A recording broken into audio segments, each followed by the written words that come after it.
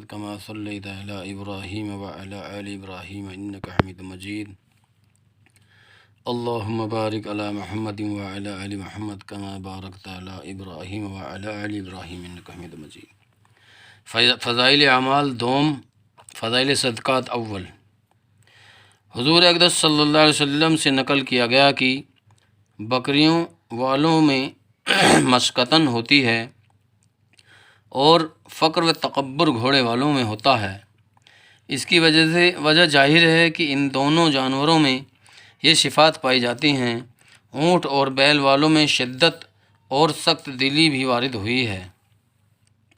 متعدد روایت میں چیتے کی کھال پر سواری کی ممانعت آئی ہے۔ علماء نے من جملہ دوسری وجوہ کہ اس کی ایک وجہ یہ بھی فرمائی ہے کہ تابستہ کی وجہ سے اس میں درندگی کی خصلت پیدا ہوتی ہے۔ دوسرا ادب احادیث بالا میں ہے، یہ ہے کہ تیرا کھانا متقی لوگ ہی کھائیں۔ یہ مضمون بھی متعدد روایت میں آیا ہے۔ ایک احادیث میں آیا ہے کہ اپنا کھانا متقی لوگوں کو کھلاؤ اور اپنے احسان کا مومنوں کو مرید بناؤ۔ علماء نے لکھا ہے کہ اس سے مراد دعوت کھانا ہے، حاجت کا کھانا نہیں ہے۔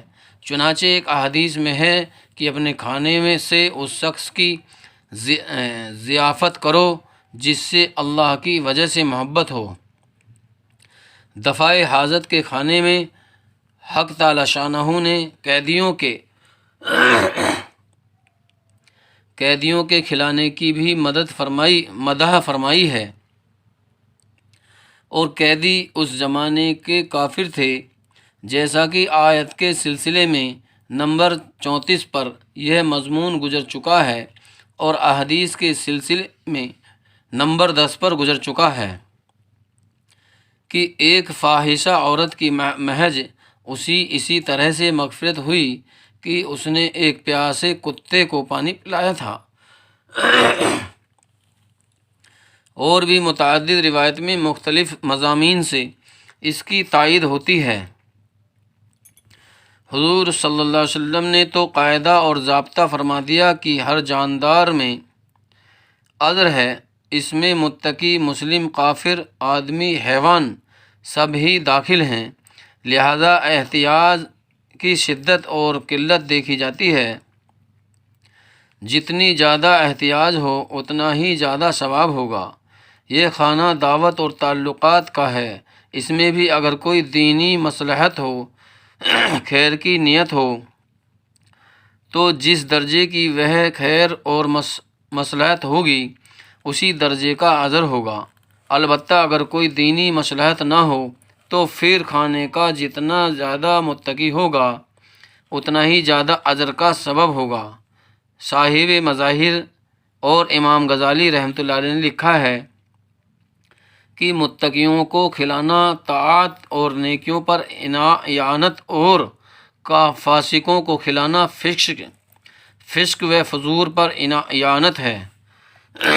اور ظاہر چیز ہے کہ متقی اور نیک آدمی میں جتنی زیادہ طاقت اور قوت آئے گی عبادت میں زیادہ مصروف ہوگا، اور فاسق فاجر میں اچھے کھانوں سے جتنی زیادہ قوت ہوگی لہو و لعب، فسق و فجور میں بڑھے گا، جس سے اس کی اعانت ہوئی۔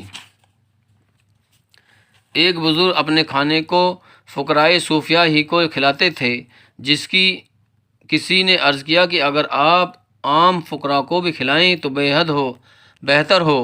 انہوں نے فرمایا کہ ان لوگوں کی ساری توجہ اللہ تعالیٰ کی طرف ہے، جب ان کو فاقہ ہوتا ہے تو اس سے توجہ میں انتشار ہوتا ہے۔ میں ایسے شخص کی توجہ کو اللہ جل شانہ تک لگائے رکھوں، یہاں اس سے بہتر ہے کہ ایسے ہزار آدمیوں کی اعانت کروں جن کی ساری توجہ دنیا کی طرف ہے۔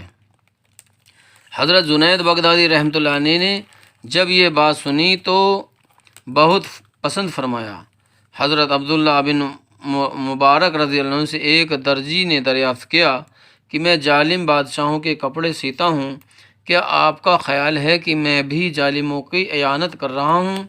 انہوں نے ارشاد فرمایا نہیں، تو اعانت کرنے والوں میں نہیں، تو خود ظالم ہے۔ ظالم کی اعانت کرنے والے وہ لوگ ہیں جو تیرے ہاتھ سوئی دھاگا فروخت کریں۔ ایک حدیث میں حضور صلی اللہ علیہ وسلم کا ارشاد وارد ہوا ہے کہ جو شخص کریم پر احسان کرتا ہے اس کو غلام بنا لیتا ہے، جو ذلیل لئیم شخص پر احسان کرتا ہے اس کی دشمنی اپنی طرف کھینچتا ہے۔ ایک اور حدیث میں حضور اقدس صلی اللہ علیہ وسلم کا ارشاد وارد ہوا ہے کہ اپنا کھانا متقی لوگوں کو کھلاؤ اور اپنا احسان مومن پر کرو، اور اس میں علاوہ بالائی مسئلے کے متقی اور مومنین کا اعزاز و اکرام بھی ہے، اور یہ خود مستقل طور پر مندوب اور معمور بھی ہے۔ اسی وجہ سے علماء نے حضور اقدس صلی اللہ علیہ وسلم کے پاک ارشاد کی جس میں اپنے فاسقوں کی دعوت قبول کرنے سے منع فرمایا ہے، من جملہ دوسری وجہ کہ ایک وجہ یہ بھی لکھی ہے کہ فاسق کی دعوت قبول کرنے میں اس کا اعزاز و اکرام ہے۔